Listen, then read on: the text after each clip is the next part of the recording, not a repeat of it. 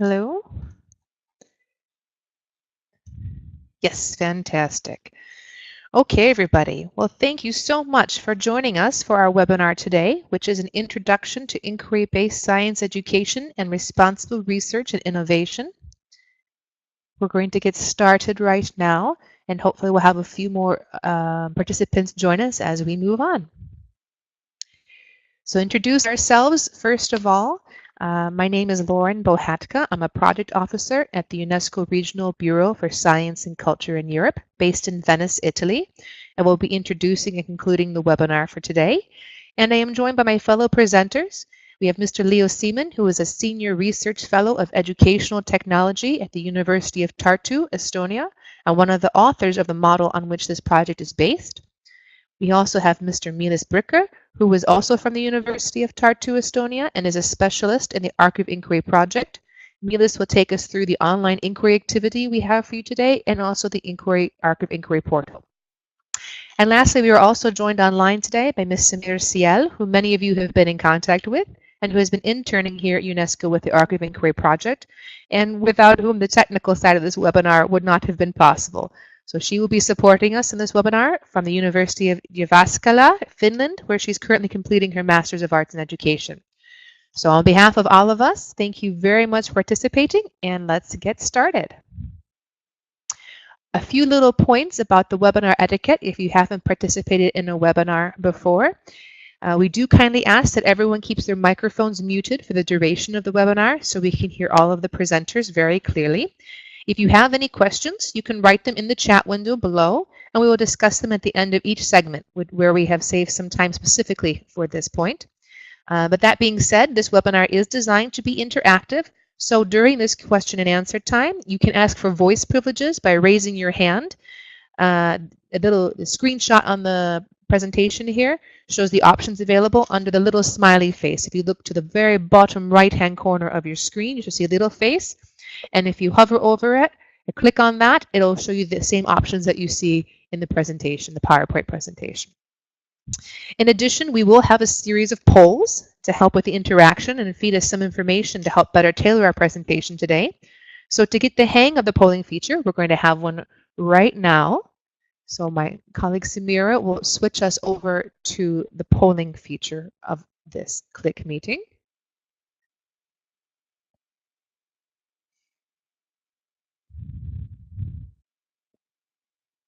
Okay, so here's a question we wanted to ask just to get some basic information from you, is what do you think are some of the biggest strengths or opportunities for science teachers in your country? So there's a number of options there. You can select as many as you like, as you think are relevant for you, and then hit submit. And then we'll give you a second to complete that, and then we can, we'll incorporate that later in our presentation. So do go ahead and start collecting.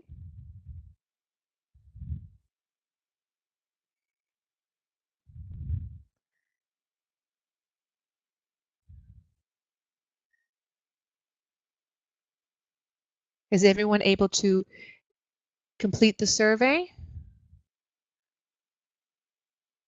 After you select the options that you think are some of the biggest strengths or opportunities for teachers in your country, underneath there's a green button that says send votes. So do click on that.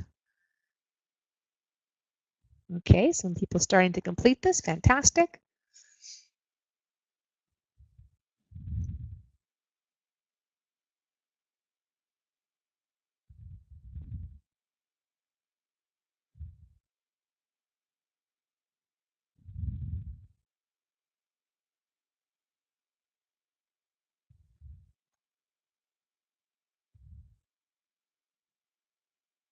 Okay. Well, hopefully everybody has.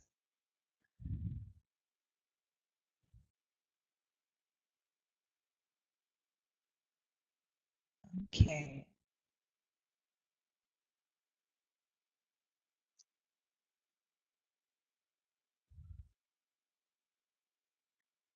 Okay. Fantastic. Thank you everybody for doing that. We'll come back to that in just a few minutes. I think, Samira, we can move on back to the presentation. Thank you very much. Okay, so just to briefly recap the agenda for today, you've already received this agenda as an email attachment earlier on, but we have it here just to refresh your memory. So we'll start with a short welcome and introduction of the webinar. We'll speak a little bit about what is the Ark of Inquiry project and our goals and objectives, and why we have you all here with us today. And then we'll speak a little bit about the theory behind the project's inquiry model, the model itself, and take you through an example for how to use this inquiry model in the classroom through an online inquiry activity that in this case will feature Ohm's law. Then we will show you briefly the Ark of Inquiry portal, which we know many of you have been able to sign up for. We're very excited to have that. And if not, that's okay too. You can do so after the webinar today. And then lastly, we'll just have a quick recap of the webinar and recommendations and suggestions on what to do next. So the objectives of this webinar, as already stated in the invitation or announcement for this webinar, the primary goal is to expand the scope of the Ark of Inquiry project to teachers and other participants from the countries of Southeast Europe, which are not currently part of the Ark of Inquiry project, but we would like very much for you to be. However, we have a few other participants today from outside Southeast Europe, which are also more than welcome too. So everybody is welcome on board. The webinar will serve to introduce the project's Ark inquiry model and how it can be applied to suit the classroom's individualized context, and will also offer inquiry activities that are ready to use in the classroom. Additionally, based on feedback from this webinar, there is the possibility of identifying future opportunities for the project in your country. So we're hoping that that will also come out of today's meeting. So who is this webinar for? It's largely for the same target audiences that we have for the Ark of Inquiry project itself, but primarily we're looking at teachers of science, both at the primary and secondary level, which, as you'll see in a later slide, represents majority of you here today. Also educational authorities and policymakers, teacher educators and researchers, scientists or researchers in science centers and museums, but also pupils and their parents themselves, as many of the activities of the project could also be done at home with the support of parents, siblings, tutors. So there really is something for everybody to get involved in this project. So who are you today? We know we don't have everybody with us just yet signed up, but we wanted to give you a little bit of statistics on who signed up for today. These figures are based on the over 80 participants who have signed up for today's webinar. We hope many more will still join in as we continue on this afternoon. And we also want to say a thank you to the UNESCO Associated School Network project coordinated by Ms. Sabine Detzel at UNESCO headquarters, through which we were sent invitations to ASP.NET coordinators in 11 countries to be invited to participate in one of the two identical webinar sessions, the first being held today and another one being held on Thursday, 21 September. When you registered your interest for this webinar, you may recall that you were asked a few background questions, which we would like to present to you the results of now. So you can see for today's webinar, we have a very strong representation from our friends in Albania and a more or less balanced participation from a bunch of other countries that have also joined. So we're very excited to involve everybody from all the different countries in the region today.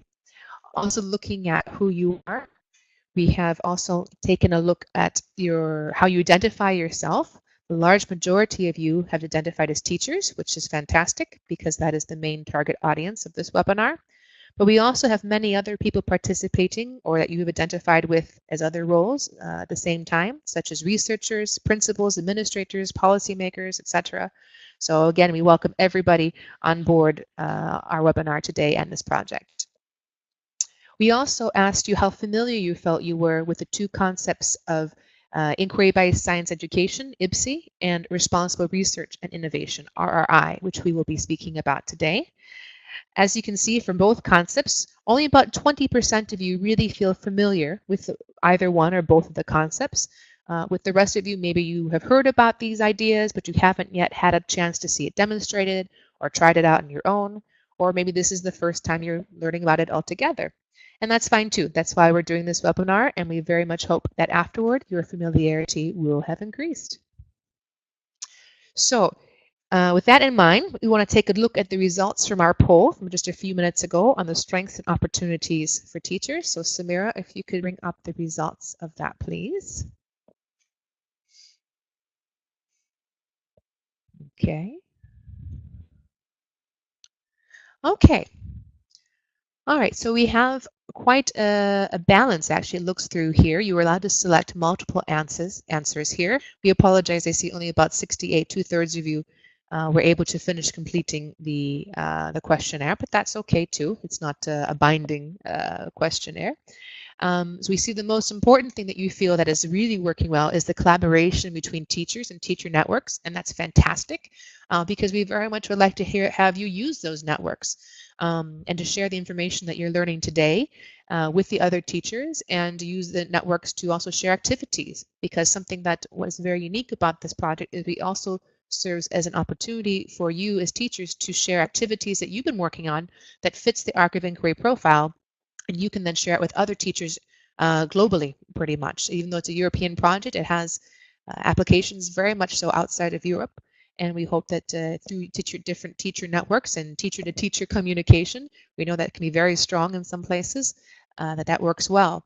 The only the lowest point I see here from your responses has to do with the supportive culture in the school.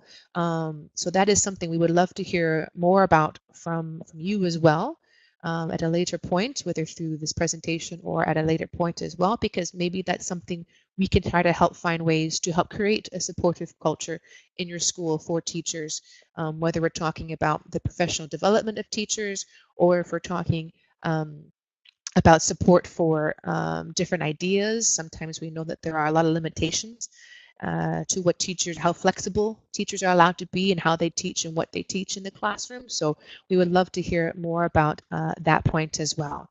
So thank you so much for this. And also we note that the opportunities for growth is there. So that's good. That is also there, but also a bit on the low side. So hopefully we can share with you some opportunities through the Ark of Inquiry project that will help you develop and grow and give you some new ideas for the classroom. Okay, thank you very much, Samira. Can we move back to the presentation? Okay, so moving to the next. Now I just want to spend just a few minutes explaining what is this Ark of Inquiry project and about its targets and objectives, and give you a little bit of background on what we're going to do. So the project itself is an EU-funded teacher training project on inquiry-based science education and responsible research and innovation that's taking place over a 4-year time frame starting in March 2014. The project's coordinated by the University of Tartu, Estonia, and has partners from 12 different countries that you can see highlighted here on the map.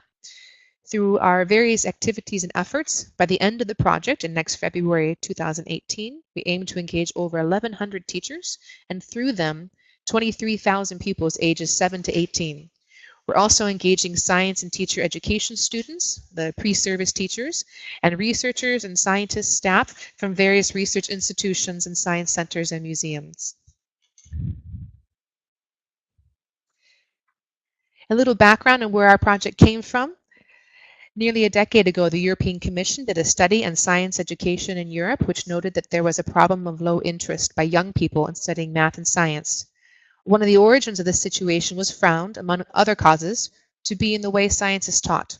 One of the solutions suggested for this was to use inquiry-based practices in order to help with pupil motivation and a deeper science understanding.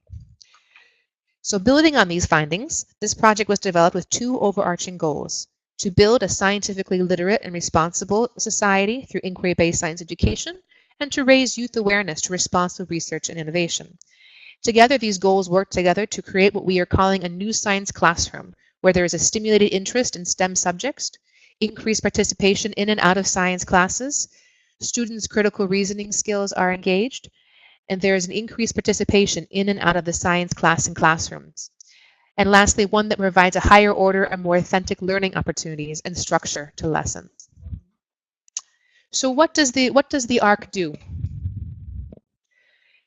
The project so far has worked towards these various goals by ways of conducting a series of country-specific 3-phase face-to-face teacher trainings. We are engaging teachers first as learners, then as thinkers, and finally as reflective practitioners. We're visiting schools and doing inquiry activities together with the teachers to support them in their IBSE journey. We have also collaborated directly with teachers to develop various pedagogical scenarios, which you can see highlighted on the right-hand side of your screen here, the 6 different scenarios. In our Ark of Inquiry portal, we have created a repository of over 500 different inquiry activities in a variety of STEM subjects that are available for immediate use already tested, already vetted by teachers like yourselves in their classrooms, so they have been proven successful. And we have also developed some evaluation instruments and an award system to help stimulate interest and motivate pupils in the sciences. And finally, we have worked to fully engage the Ark of Inquiry community through different dissemination activities, such as this webinar. So what is inquiry-based science education? Briefly, inquiry learning is being defined by the Ark of Inquiry project as an approach to learning that involves a process of exploring the natural or material world, and that leads to asking questions, making discoveries, and rigorously testing those discoveries in the search for new understanding. More specifically, inquiry learning can be seen as a process of discovering new relations with an approach where the learner formulates hypotheses and then tests them by conducting experiments and/or making observations. And then the second concept we wanted to briefly introduce to you before moving on is that of responsible research and innovation. RRIs can be defined as societal actors working together during the whole research and innovation process in order to better align both the process and its outcomes with the values, needs, and expectations of European society. And that's how it's been defined by the European Commission. There's a strong political motivation to foster RRI in Europe, which is indicated by the incorporation of this concept into the EU research funding program Horizon 2020. And as defined within this Horizon 2020 program, the concept of RRI can cover a variety of issues related to research and innovation, issues that are now being directly addressed and tackled by the EC itself. We refer to these issues as policy agendas, the 6 most prominent being those illustrated here in the blue flower: governance, public engagement, ethics, open access, gender, and science education. But beyond this being a political motivation, there also is a real felt need for responsible research and innovation in society. Members of society need to come together to work collectively during the entire research process to promote RRI in these key areas. RRI is further identified as a complement of inquiry learning, what we just talked about in the last slide, but that is able to enrich the overall inquiry experience. And through this, the Ark of Inquiry project tries to address these RRI-related issues through 3 means: collaboration among peers, communication about the results of inquiry activities, among others, and also through broader reflections about the inquiry process and its constitutive elements, the identification of explicit as well as implicit moral issues related to scientific inquiry, and also recognition of the social context of inquiry.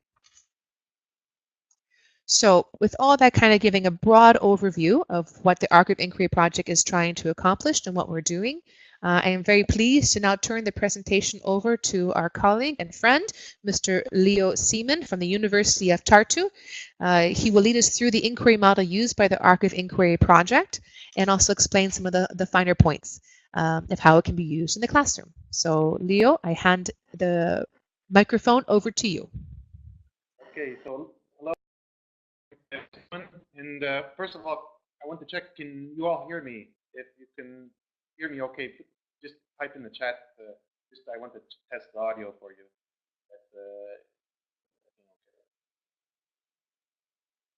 Okay, great. I got some responses of yes. And so I want to discuss with you. Okay, and I can speak louder as well. So I would like to discuss with you more about the inquiry model that's being used in the Ark of Inquiry project. And I can give you a quick overview that it's something that we derived from our research findings, that we did a systematic overview of how inquiry processes are being taught and how students learn with various different inquiry processes. And we synthesized a model which brings together all different aspects of research and kind of puts it in a more simple, understandable way. And so let me go to my next slide here. And the first thing that we should understand is inquiry cycle. What inquiry cycle will turn out to be a very important kind of concept in understanding the inquiry methodology. But if I describe first inquiry learning, is that it's something that aspires to engage students in an authentic scientific discovery process. So we can contrast this with the typical lecture format of teaching, where the teacher tells everything to the students in a lecture format and kind of takes away the discovery process for students, that students don't have this opportunity to kind of discover the information by themselves, to construct the kind of knowledge network of inquiry.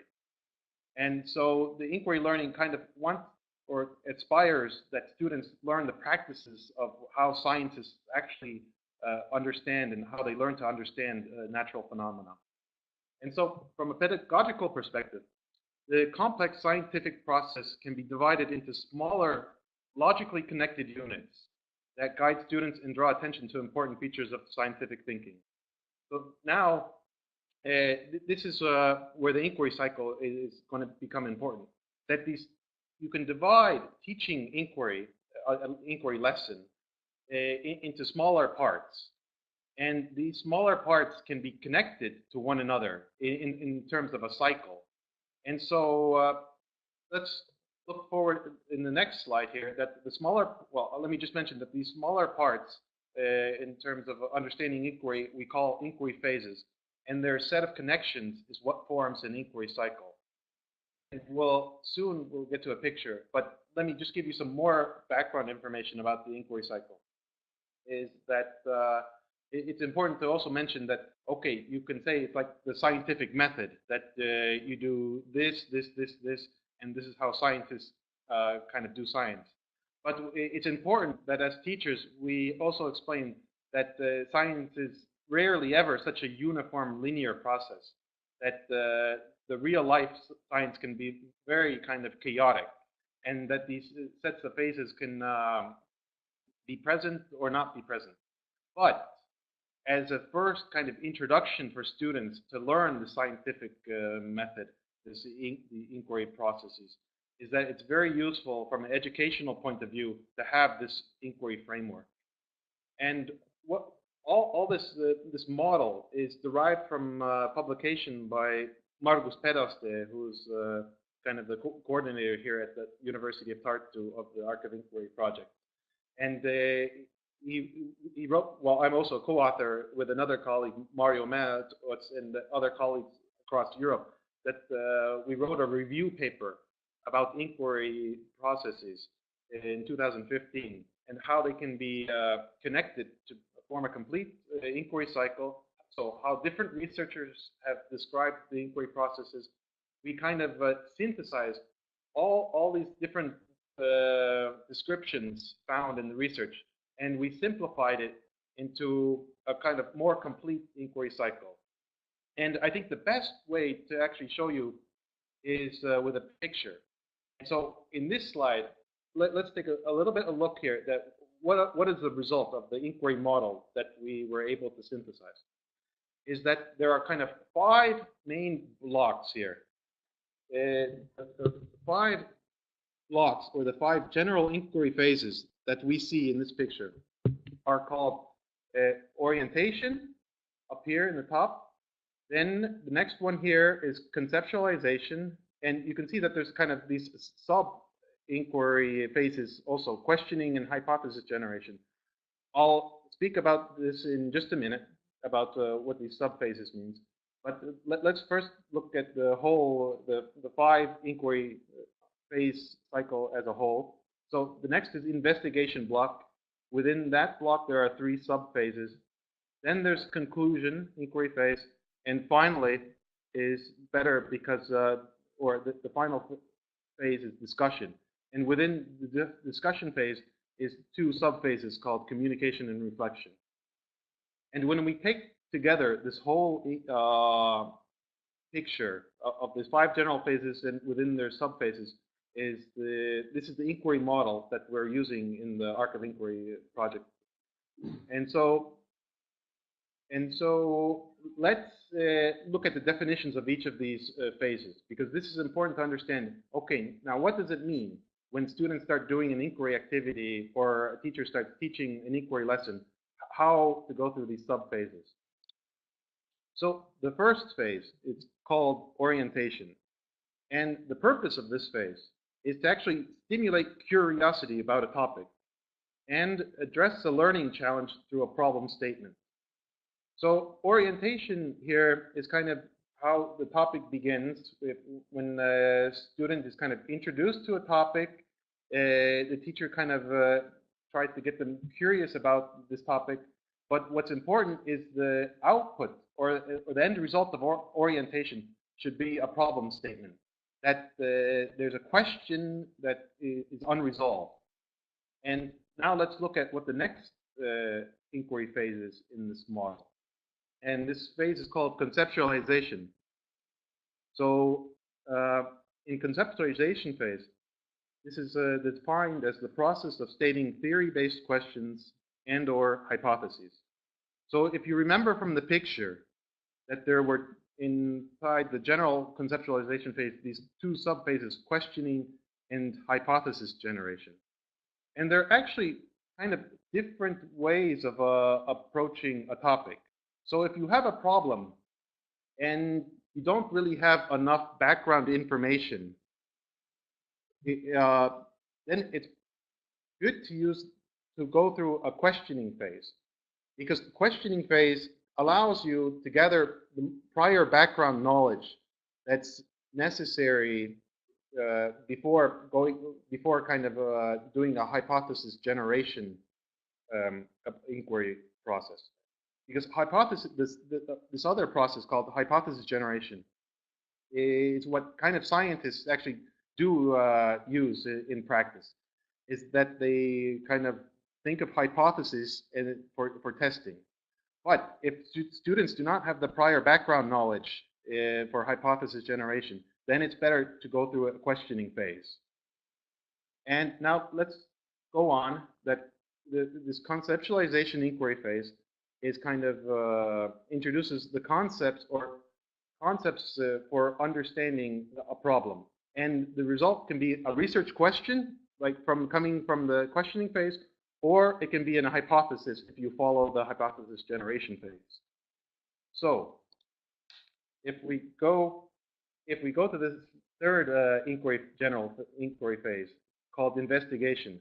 Now, this is defined as the process of planning exploration or experimentation, collecting and analyzing data based on the experimental design or exploration. So now, if you have a research question, you can continue with the exploration sub-process, that the process of systematic and planned data generation on the basis of a research question. So that's if you're following the research question route. But if you have an hypothesis, then you can already begin to experiment. That in inquiry, experimentation is very important and well, one of the main kind of inquiry processes that students are kind of allowed, or that inquiry allows them to experience. And experimentation, this is the process of designing and conducting an experiment in order to test the hypothesis. But finally, no matter which route you proceed, through exploration or experimentation, you get to this data interpretation. You collect some maybe observations, or if you're doing an experiment, then you collect data. And then you have data interpretation is the kind of third subphase within the investigation phase. So now let's see what happens after this investigation inquiry phase.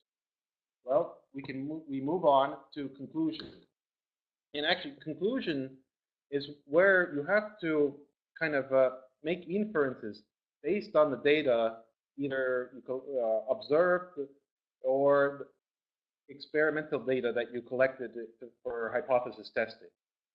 And conclusion is kind of testing whether or not your hypothesis should be accepted or rejected based on evidence. And here, it's very important that the evidence be the main determiner of what the conclusion is. That the conclusion should always be based on what evidence was collected. Now, there's one more phase that when we did our literature review of inquiry in the research, that called the discussion. That well, it's kind of connected to all the phases. And discussion is here defined by us as the process of representing findings by communicating to others and controlling the whole learning process by engaging in reflective activities. And here we break it into two sub-phases called communication and reflection. And communication here is, okay, the process of presenting outcomes of an inquiry phase, or of the whole inquiry cycle to others and collecting feedback from them, and also reflection, which is defined as the process of describing, critiquing, evaluating, and discussing the whole inquiry process or a specific phase.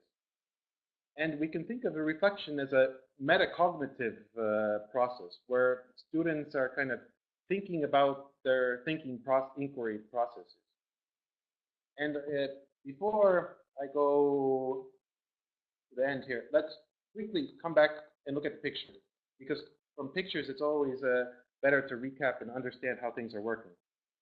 And so here we have, one more time, the orientation phase, which is kind of make students curious about something, but then have them formulate a problem. Then the next phase, conceptualization. They have a problem, but then they have to kind of get this background knowledge about what the concepts are about this problem, and either they can formulate a research question, or if they have sufficient background knowledge, then they can formulate a hypothesis for testing. Then after that, we have an investigation phase where you can explore kind of a concept, or you can actually experiment to test your hypothesis. But both of these, it's important that there's some kind of evidence collected. So that this is the data. That you collect data, and then you have to start making interpretations of this data. And this data interpretation here is kind of more formalized in the conclusion phase, where you can kind of state your final conclusions based on the data that was gathered. And then also important to mention that in inquiry, that there's this discussion phase that can be connected at all times within the other phases. Is that students can discuss with others at any time, within any phase, and they can reflect on how well they're doing at any time. And there are also arrows here that means, for instance, for example, you reach a conclusion and it says your hypothesis was wrong, or it's not valid. So then you can go back and change your hypothesis to something else and go through the cycle again. That it's possible to go through different phases in different orders, and kind of inquiry doesn't have to be just a very linear process, but it can be kind of iterative. And let me then move to this last slide, where I had a poll question. So I wanted to get your feedback, and if Samira can open the poll, is to see, the question is this, is that which inquiry phase do you think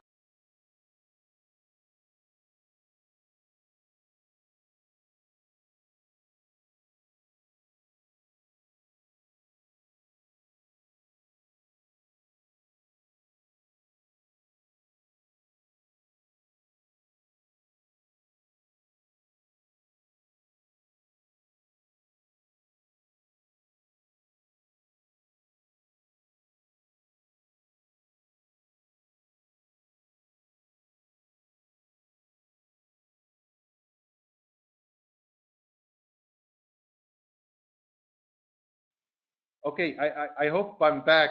But my internet was also kind of in and out.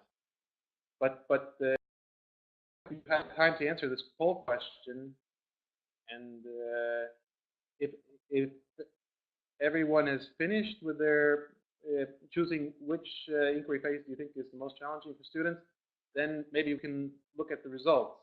I think if you can go back to the, or if we can go to the results. Okay. Let's wait. Let's wait a little more time. Let's say 30 seconds. And think about. Okay, yeah, because we can still see that people are filling it in, and responses are still coming in. But think about the 5 inquiry phases that I discussed, and think about which one would be the most challenging for students to kind of engage in and be successful. And then we can look at the results, and I think, Samira, you can tell me when's a good time.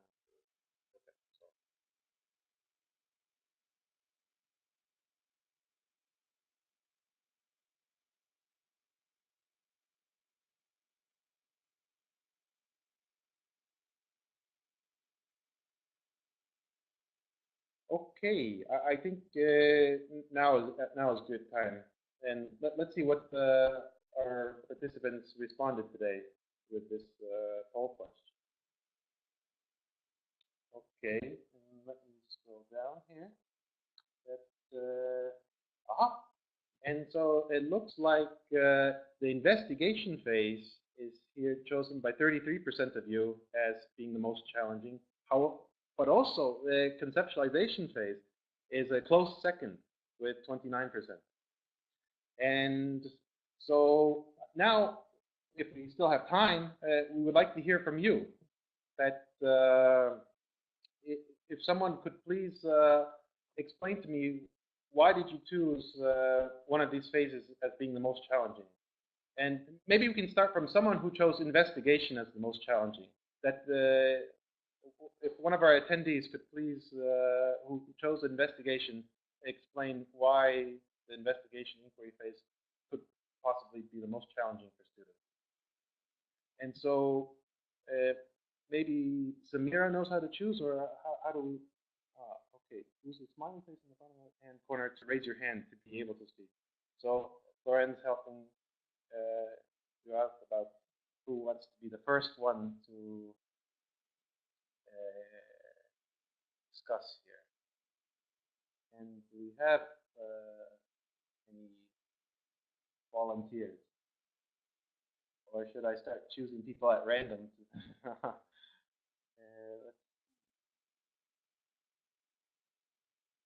So there should be a smiley face at the bottom of your chat box to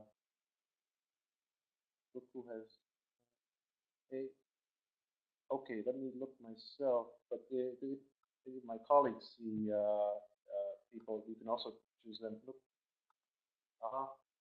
Is that if I? Okay, let's see here. I can click on. I think here is the user. No, that's not it.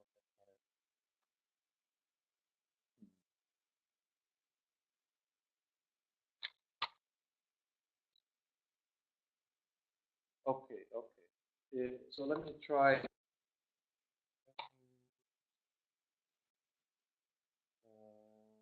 Okay. Let me see. Sunila. And so let's say, okay, make presenter, turn voice on. Are you sure you want to start? Yes. Okay. I now clicked on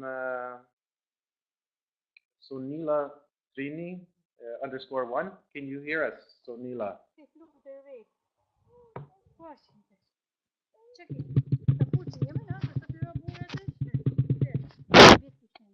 Hello, Sonila.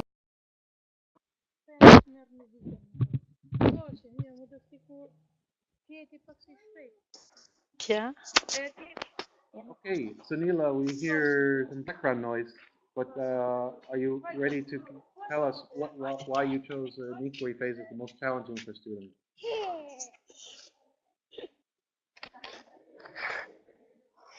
Uh-huh.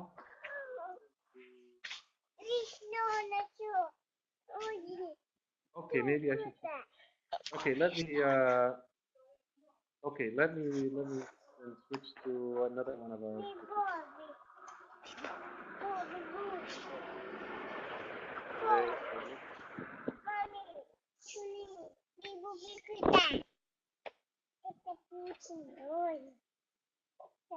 We look.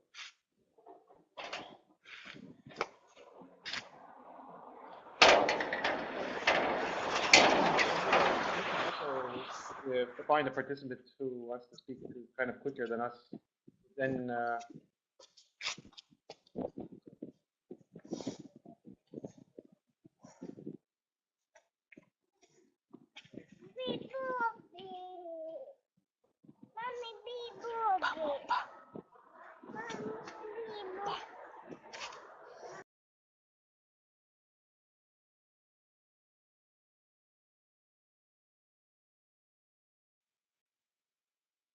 okay. Okay. Yeah, I see that Lindita wrote in the chat box that she chose investigation because it's more involving. And if I can give you audio privileges, Lindita. Yes. Lindita, now your audio should be on for all the participants to hear.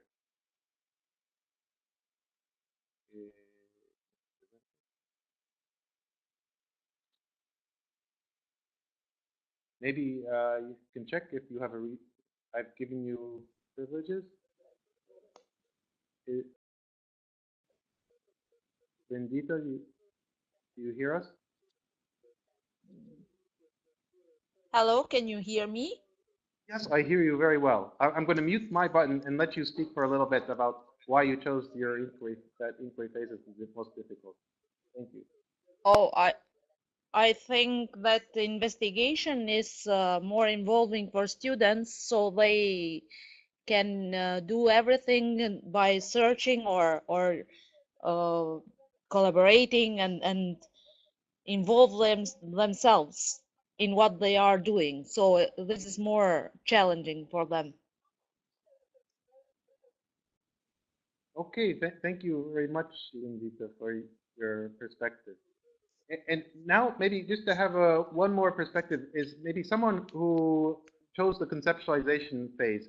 Could you write in the chat box that who you are and maybe that you would like to also discuss why you chose that?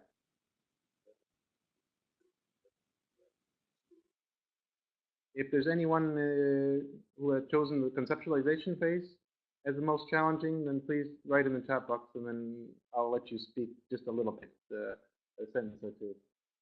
So I would be very happy if someone volunteered.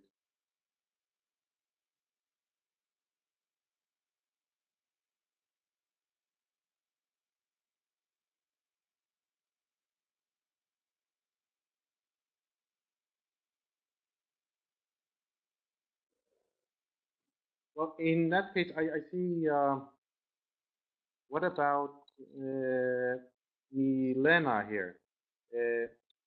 Milena, I'll give you that. I see that you had your kind of hand up.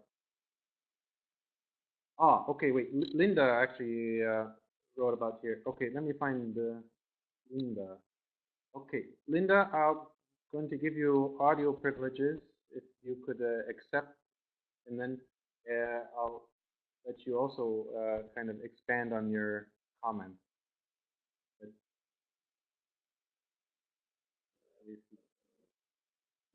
Waiting for user right now. Linda, hello. Hello, can you hear me? Yes, Linda, I hear you very well. I'm going to mute myself now and then I'll let you speak.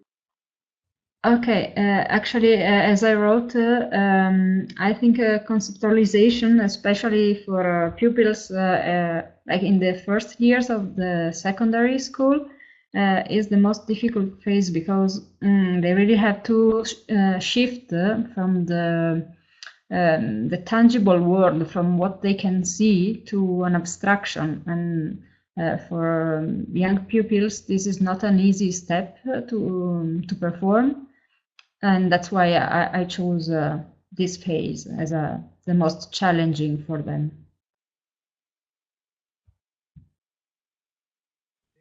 Thank you, Linda. And I would also mention that for us in Estonia, we have also found that conceptualization has been the most difficult phase for our students.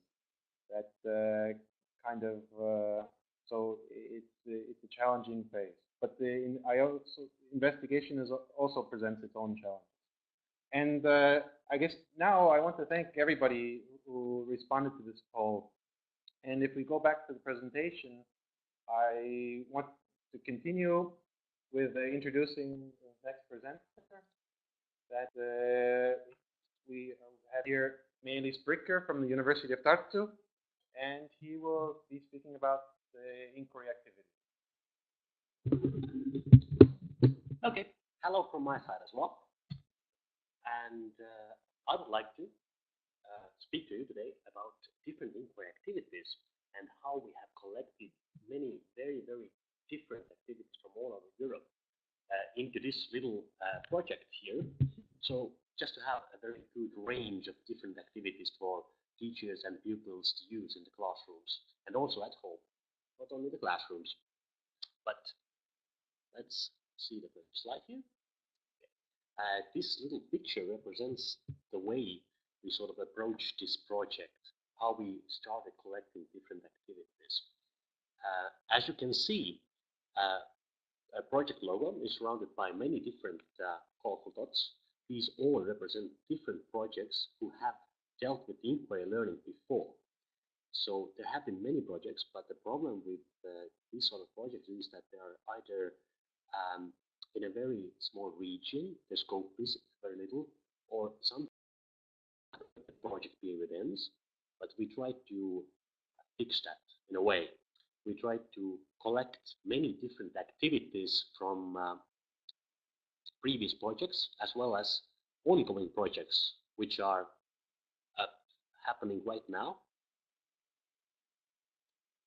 Oh, sorry, I see that many of you can't hear me.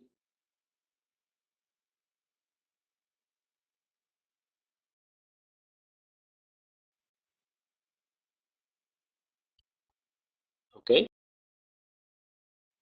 I tried to put the microphone on a bit louder volume. Okay, seemed to be good. But yeah, all in all, we collected many different activities from previous projects and ongoing projects. And the activity we'll be focusing on today is from a project called CoLab. And since CoLab was also a project who dealt with gathering different activities from all around Europe, this is sort of a interesting thing that we have collections from collections of activities presented in our project as well. But in the case of the CoLab project, it collected many different activities that dealt with virtual labs, online labs, and remote labs. The difference here is that an online lab is a simulation, while a remote lab is an actual physical lab you can remotely control with your pupils. So there are very many interesting options in the CoLab project as well. But today we are dealing with a type of activity that is called an inquiry learning space. So let's check the next slide. Okay. Here we have a very brief description of the activity, and you can also go to the activity yourselves. I'm also pasting the link into the text box down below, so you can follow that link in case the one on the screen is not working. It probably isn't because it's a slide, but you can click on the link in the text box. And afterwards, we will be looking at it together as well, because I'll be sharing my screen with the activity as well. But first, let's see what kind of activity it is in general terms. So it's an activity about Ohm's law, so an approach to electricity, basically. And the learning goals of it are presented on this slide. So we're basically trying to have the pupils gain some knowledge about the electric current, voltage, resistance, all the different terms and principles related to basic current formulas and how to build electrical schemes, for example. Okay. So in the introduction phase, like Leo said, they will be introduced to the topic. They will get some small pieces of basic knowledge about the topic, but they will still have some questions remaining, so that they would have something to build their inquiry upon. And on the next slide, we still have something about the structure of the ILS, but this is not that vital at the moment. Let's see what we have in the conceptualization phase. Okay, like Leo's poll before and our own research shows, conceptualization is usually very difficult for pupils, because it's very, very difficult to form a valid hypothesis or a research question for a young pupil. And it's still difficult in the university as well. Many of our university students still have problems with research questions. So it's very vital to start using that train of thought early on in the classroom as well, to make sure that the concept of a research question and the hypothesis is understood by basically all members of society, because it's the basis of any scientific approach to any problem. So, and in this particular activity, there is a tool that has been designed to sort of support these formulation of these questions or hypotheses. It's called basically a hypothesis scratch pad, so to say. And it's a very interesting solution, and it has many different ways it can be used. It can only exist as an empty text box, like here, for example, but it can also be supported by different keywords and linking words. And this amount can be decreased, increased based on the skills of the pupil. So it's very customizable. It allows you to support this process, but it also allows you to give a lot of freedom in this phase. And there's also a small little indicator next to the text box here. And this is basically what we have used in this activity to see how confident the pupil is in his or her hypothesis or previous question. So we sort of make them test their own hypothesis in their head and see how valid could it be. And afterwards, in the conclusion phase, we will see how this confidence has changed. Are they still sure about this question being a valid one? And so on and so forth. Okay, so this is how we try to make the conceptualization phase in this activity a bit more comprehensible, but it still requires a lot of support from the teacher, because it is one of the hardest phases in the inquiry cycle. Okay. But moving on the next page, we have a slide about investigation. And in this activity, the investigation is sort of solved with the help of an online laboratory. This is basically a simulation of electric current board, sort of a constructor that I don't know about you, but we used to have these sets with wires and different measuring tools in our schools back in the day as well. But this is a more sort of a easily accessed online version where you can build electric sort of circuits and test them out, and also to test out your own hypothesis that you formed in the previous phase, for example. And well, the basic, the most difficult thing in the investigation phase is to sort of plan your experiment, because we have a question and we have a tool to find out the answer, but here the pupils need to be supported to sort of plan their own experiments, how to answer that question with the help of this tool. So on the screen, we have a sort of a table for marking down measurements, and this is the tool for getting said measurements.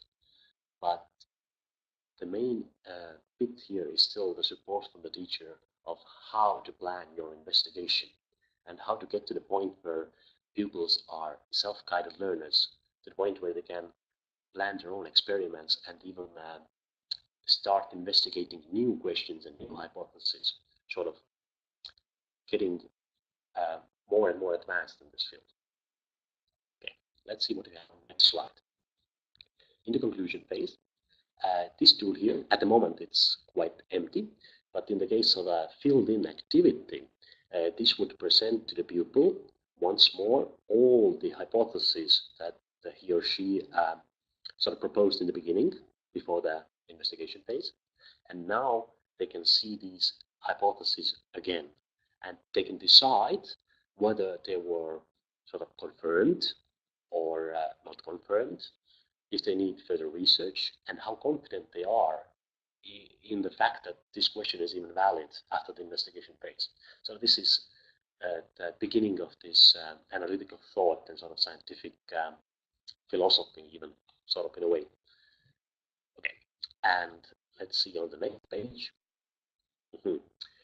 This sort of displays a tool that is used in the discussion phase in this particular activity, which is not very complicated. It just allows for pupils to type in their ideas about what happened, what they discovered in this experiment, and they can also upload different materials or their own findings about this topic. So this allows them to exchange information they gathered during this activity. Even when they're not in the same classroom, even if they're in different classrooms all over the world, they can still sort of look through what others have found in this activity. Okay, and now before we move on, I wanted to show you this activity on my screen as well. So give me one moment to share my screen.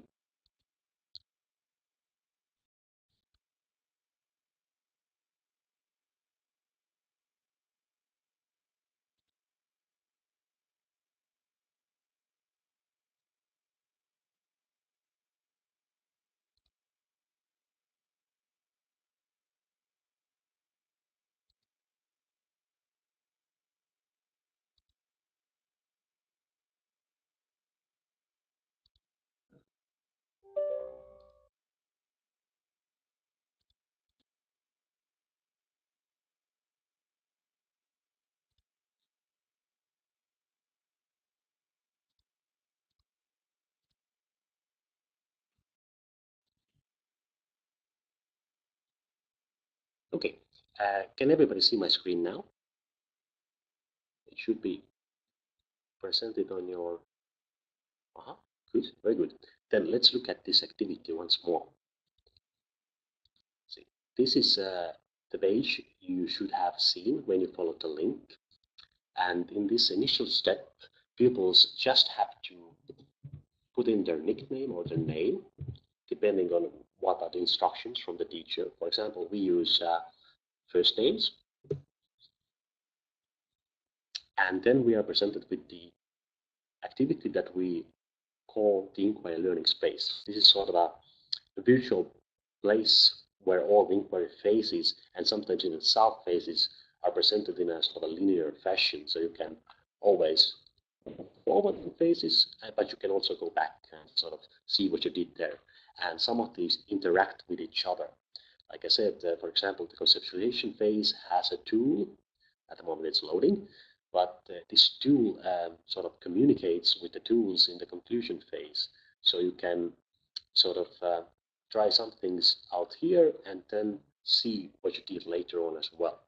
This is the hypothesis scratchpad I told you about. This is for making your own hypothesis, and this is intended for sort of the pupil who has some inquiry skills already, but it's not on a very high level, so it's advanced but not the highest possible. So they have some words to help them in forming these questions, and they can also type their own, but there's still some support here. It's not fully open for them to make their own hypothesis. Okay, and this is later used in the conclusion phase, like I told you.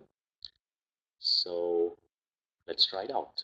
You can do it on your computer and see what happens, but I'm going to try it here as well. I'm going to make a little nonsensical hypothesis. Let's say if number of bulbs in series increases, then number of bulbs in series increases. Well, this is parabolic circular logic, but it's just a simple example to use here. So, and let's say I'm very certain about this. I actually am very certain about this. And let's see what happens in the conclusion phase now. As you can see, this has automatically been transported here. And I can start working on it further after the investigation has been done. So I can take my own hypothesis and sort of expand upon it. And sort of see what change can I actually confirm this hypothesis.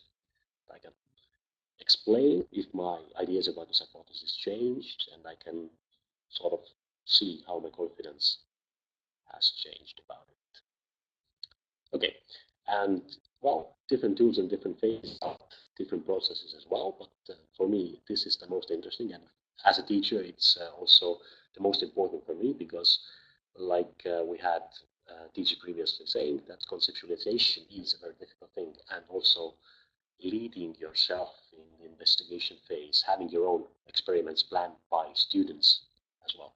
So this sort of tries to help it in an online way. But I'm going to stop sharing now.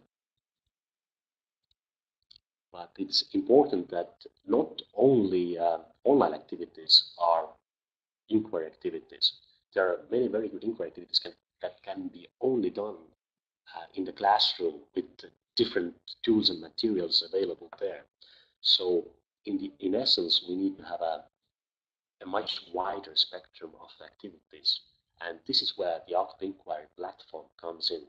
And this will be the next block for us as well. We'll be talking about the platform, but before we go there, let's have a survey. So Mira, can you help me out here? I had a question for you as well. I wanted to know, I'm glad that you find the activity interesting. I do too. I've used it in the classroom. People also like it. Pupils also like it. Okay, but before we get more acquainted with the Ark of Inquiry portal, I would just like to know beforehand, how do you see this sort of collection of activities being used? Do you see it used by teachers to find inquiry activities? Or do you see it being used by pupils as well to conduct their own experiments, sort of as home assignment, or just a way to expand upon their own curiosity? Or used by teachers and pupils together to have a very good formative assessment of pupils' inquiry skills and their process with inquiry in general? Okay, I'm going to give you a few more moments to answer this. And this answer will be very, very vital in the next phase when we'll be talking about the portal, because different people might be more interested in different parts of the portal based on this answer.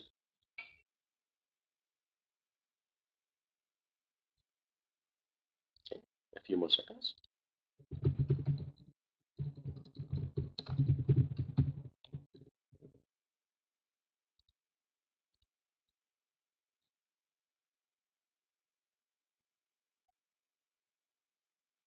Okay, yes, let's wait one more second. We have 15 answers already, which is pretty good.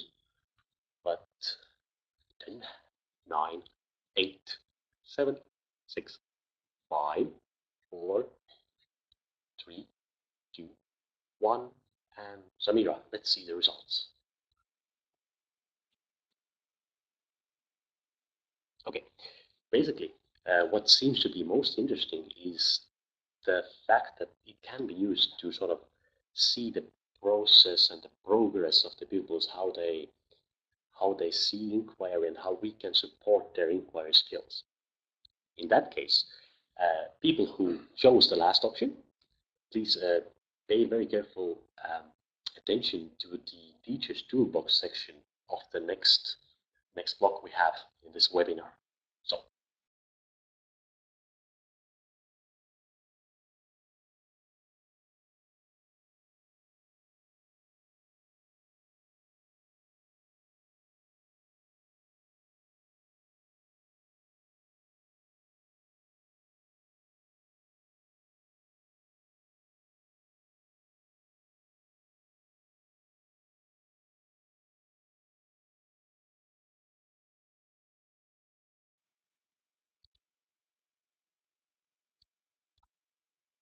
okay, sorry for that. My connection dropped for 1 second, but I think I'm back. Can you hear me?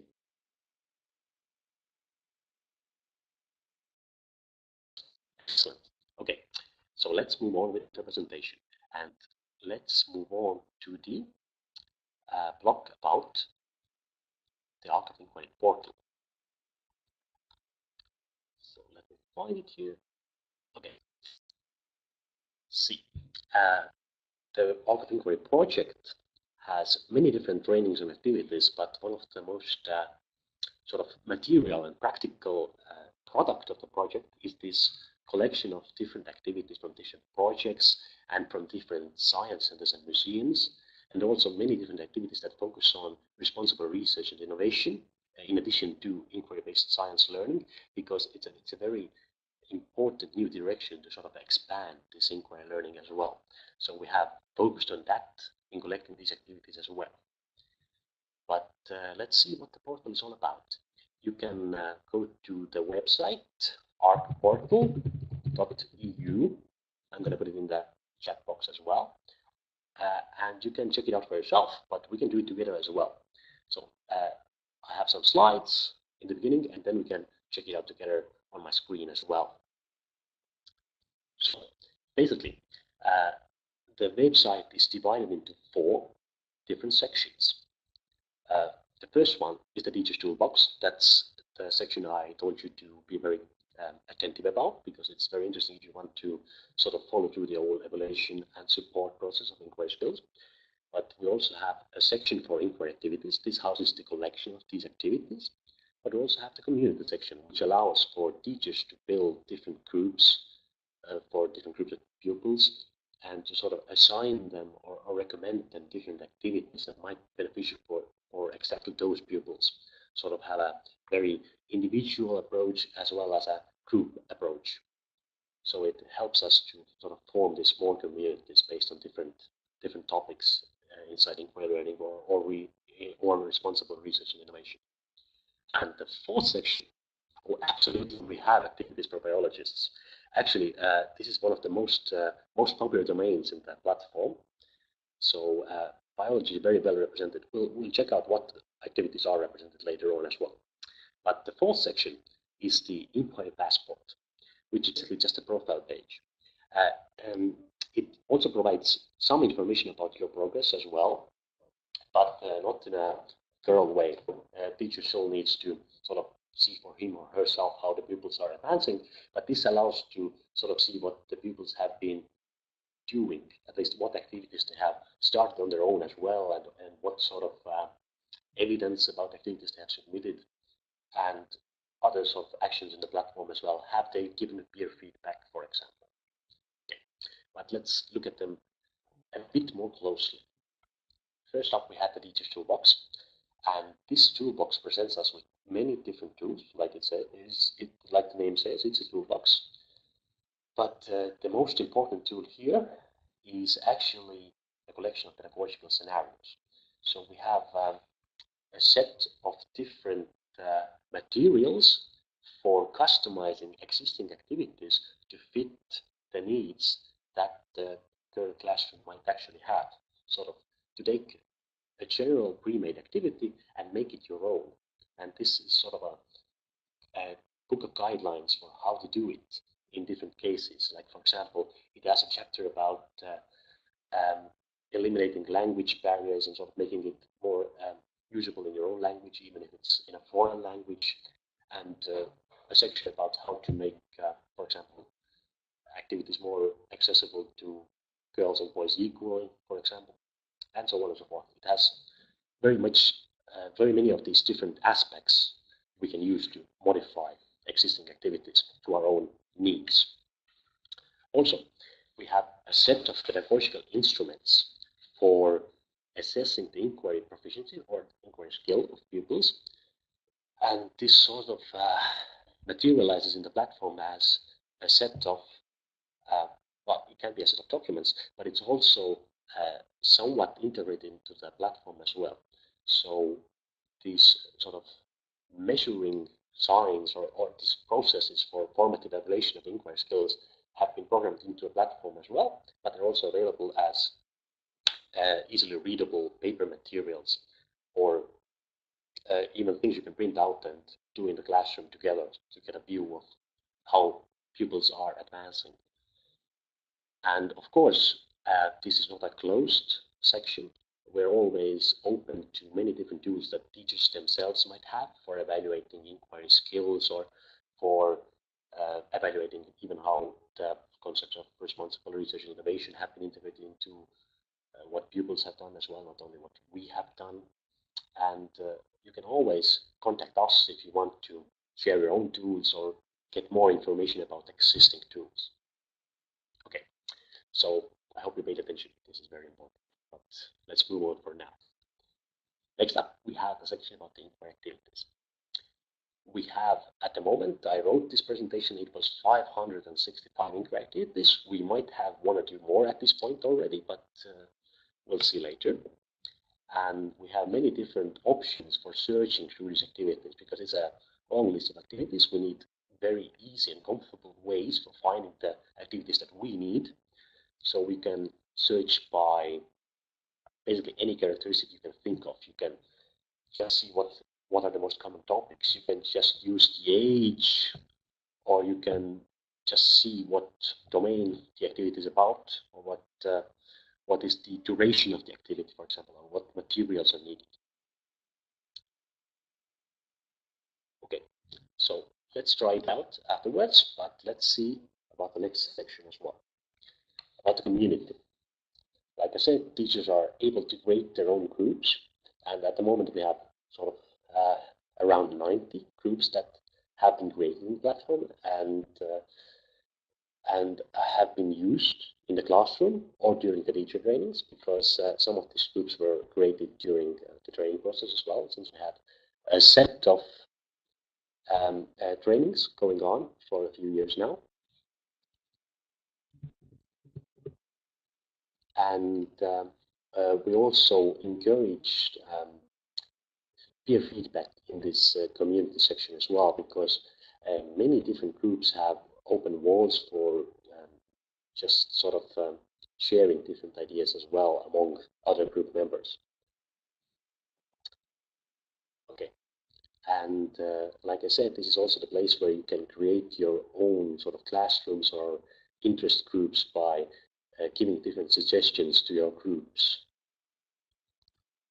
And on the next slide, we'll see something about not only the inquiry passport section, but also about the sort of awarding system we have in the platform integrated as well.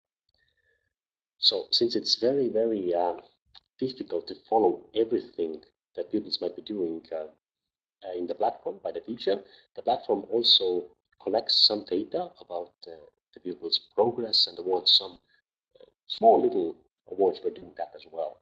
For example, you can get badges for completing a number of activities in a certain domain. For example, on the screen we have a badge for completing, I think it was for 3 art-related activities, and we have like 3 geology-related activities, 3 astronomy-related activities, and also this is a gold medal. This is only given out to the very best who managed to have a very successful product from their inquiry learning sort of awarded.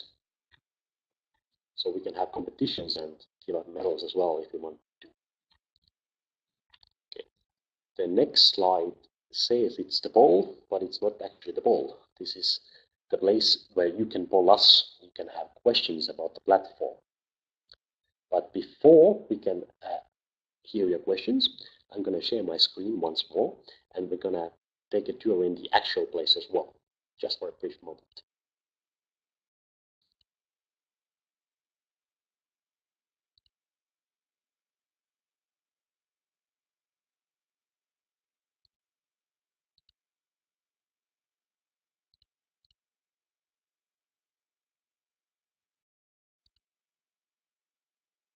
Okay, you should be able to see my screen now again, and let's see what we have on the platform.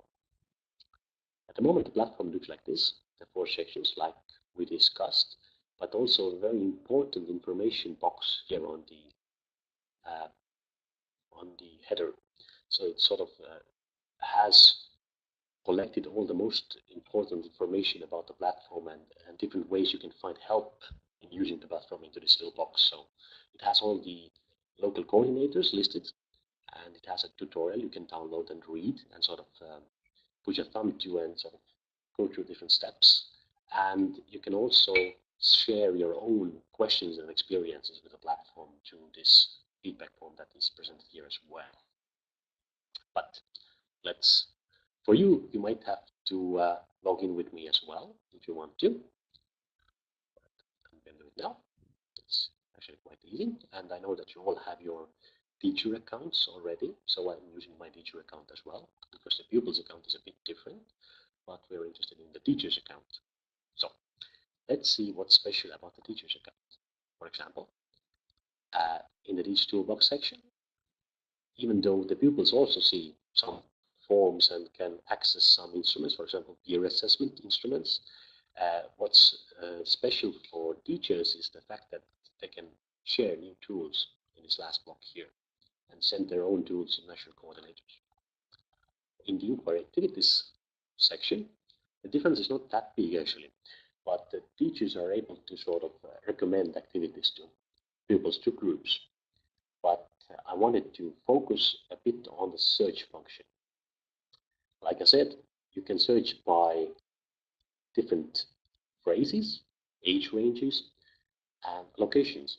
This location here means whether the activity can be done uh, based on what you see in a computer. Can you just download something and do it in your own classroom?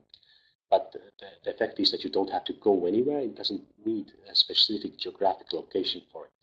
But the activities that are marked with physical location are usually tied strongly to a science center or a museum, so they cannot be done outside of that place.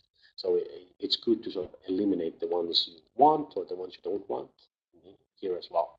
But unarguably, the most important feature here is the language option.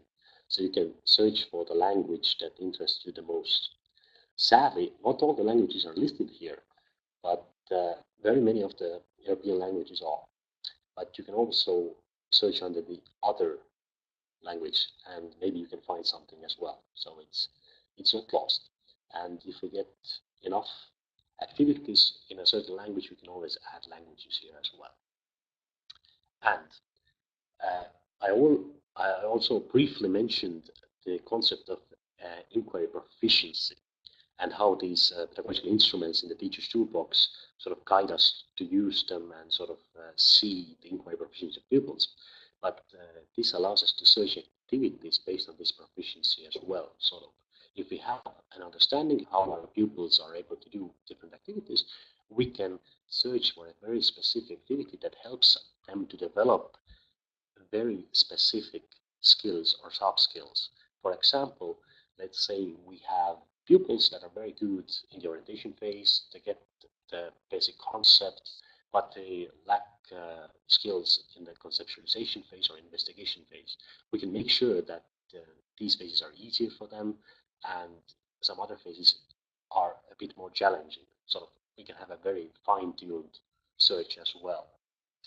And we have here the domains as well. We had a question about biology, like as you can see, biology is represented, but there are very many different domains as well. So actually each teacher should be able to find their subject here in some way or another.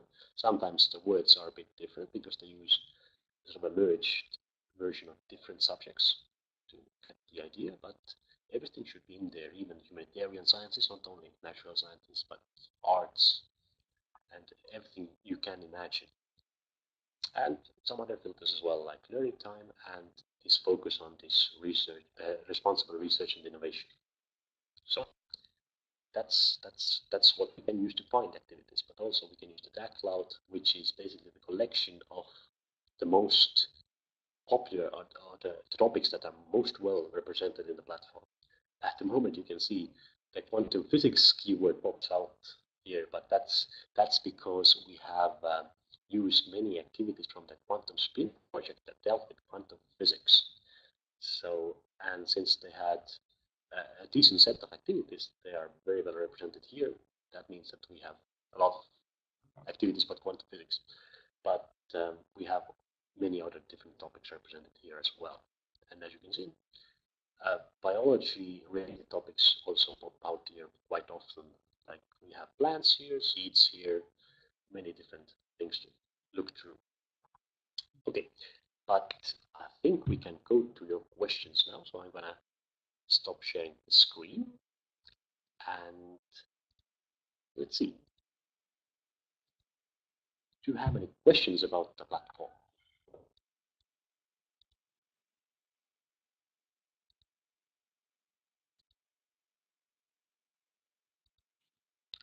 You can just indicate in the text box if you have a question about the platform and the activities inside.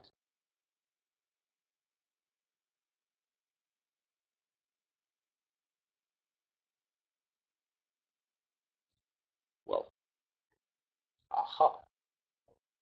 How many students can be in a class, in a group, basically? There is no set limit, but it's good to have sort of a number you can still manage in a way. It's better to have different groups for different groups of students, not have them all in one group.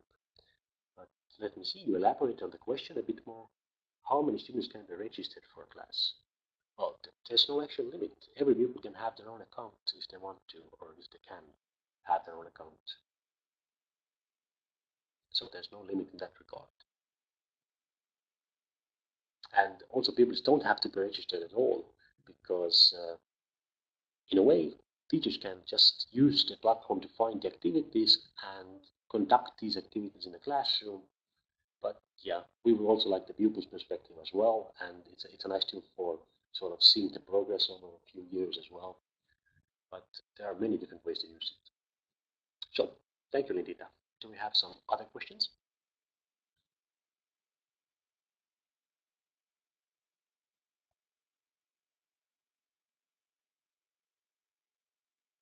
Okay, I was sort of expecting a question about whether we'll be having many more Albanian sort of activities in the platform as well. And I'm going to answer that question myself as well. We are always open to adding new activities, so you can always recommend different resources for us so we can cater to your country better as well. For example, I used the Albanian example, but it's true for all countries. Okay, I don't see any more burning questions, so that means we can move on to the next section. And what we're going to do in the next section is we're going to hear Lauren talking again about the following steps in that project. So thank you guys. It was great talking to you. And Lauren, you can have the classroom to yourself. Thank you, Milas, and a big thank you to both yourself and to Leo for sharing us such valuable information and very useful information about not just the portal and the activities themselves, but how this project we've been applying the Ark of Inquiry cycle and the inquiry model that we've been using to enable teachers to make the most out of these types of activities in their classroom. Just to speak very briefly about, to recap what we've talked about today, we've gained an overview of the project's purpose, objective, and goals, and the role of this webinar we had intended for the Southeastern European region. We've hopefully provided you a good understanding on the concepts of inquiry-based science education and responsible research and innovation, and how they are embedded within the project's inquiry model itself. We've also had the chance to see the inquiry model applied in a classroom activity through this activity on the Ohm's law. And we've also discussed a little bit how to access and use the different inquiry activities, these pedagogical scenarios, the communities and award systems within the Ark of Inquiry portal. So just to conclude, as we hope you've come to these conclusions on your own, but from our perspective, how do we see the Ark of Inquiry project and what we presented today? How can this really help teachers in your day-to-day needs and your professional development of the science educator? Well, for one, we think that this project and the tools that we have here, it's an essential and very useful resources and techniques like the pedagogical scenarios, inquiry activities, evaluation, award system. All of these have been demonstrated through practice to encourage and motivate participation of pupils in the STEM subjects within the classroom. We also hope that you've understood that through using the portal, it can help you build a strong supportive community with science experts within and across Europe. The trainings we have done have engaged teachers both as learners, reflective practitioners, and thinkers. We also have been trying to support teachers in designing their own inquiry activities. That's one of the pedagogical scenarios.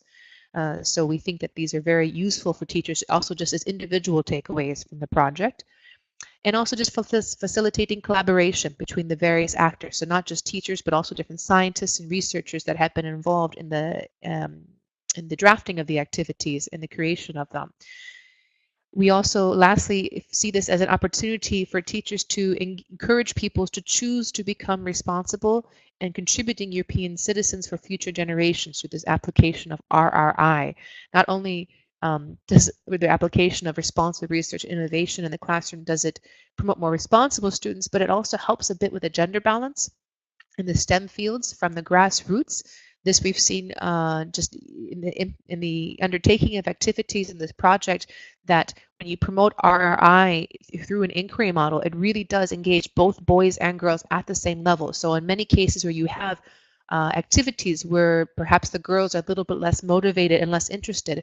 When you apply this idea of RRI, utilizing these 6 different dimensions, in particular that of the ethics, the gender dimension, is also, I speak also very much of using in the orientation phase to orient and to give the context within which why should students care about these things, care about these scientific problems and dilemmas. It helps root and ground the ideas in their minds as to, aha, yes, I do care about this, I do want to learn, and it does help a lot with motivation, we found. So we hope that you will find it the same. Of course, the discussions about ethical dilemmas is really important to start having in the classroom. It makes kids and pupils, opens up their eyes, opens their minds a bit as to why do simple things matter, and also providing some different and authentic connections to the world at large. Just in a broader context, of course, being from UNESCO, we wanted to say just a small word about how projects like the Ark of Inquiry are contributing to broader goals across the world, such as the UN Sustainable Development Goals. Directly, you can speak. We have seen that the project has helped impact directly on goals 4, 5, and 9. So looking at quality education, gender equality, and also industry innovation and infrastructure.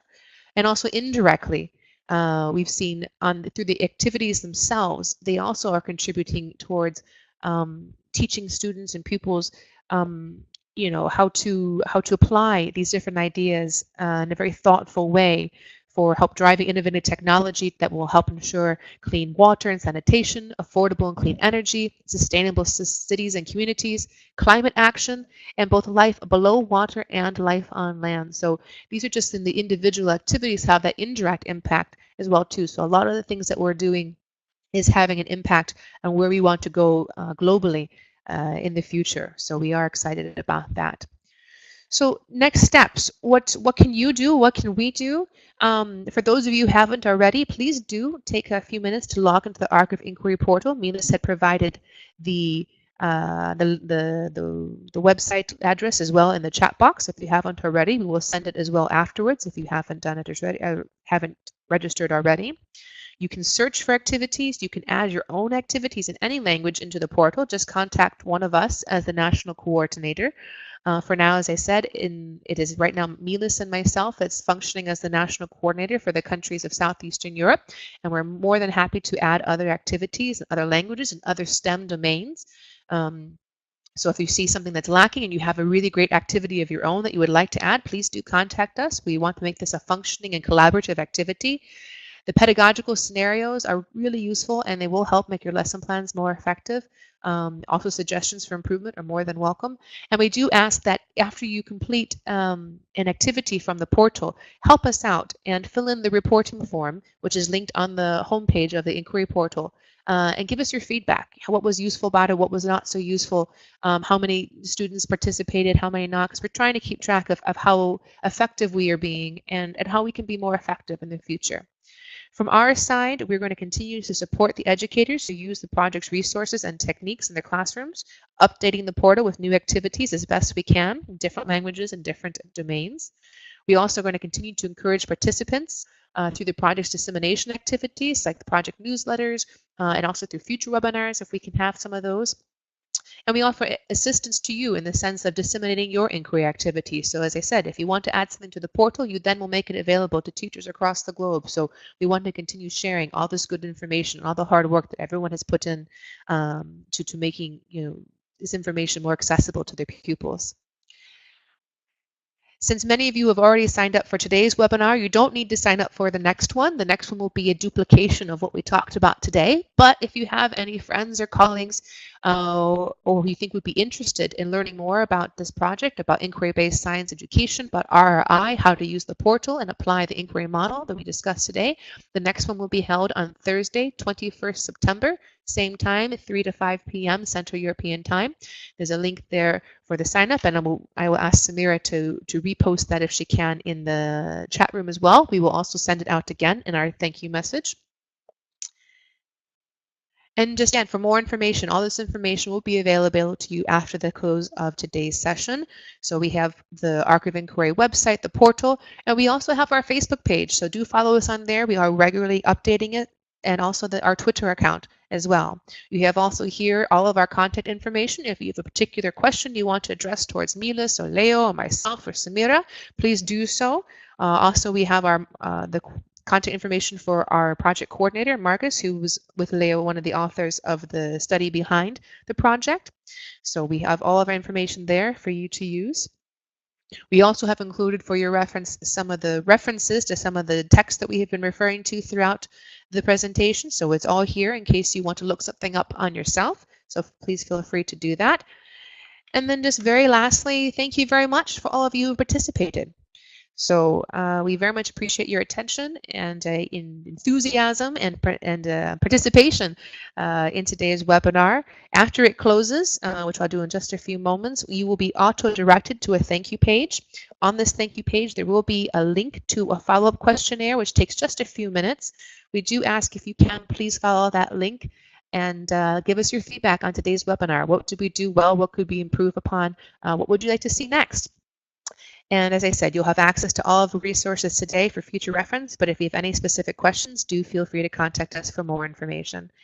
And that's about it. We look forward to seeing you all aboard the Ark of Inquiry, and thank you very much again for your time today. Thank you.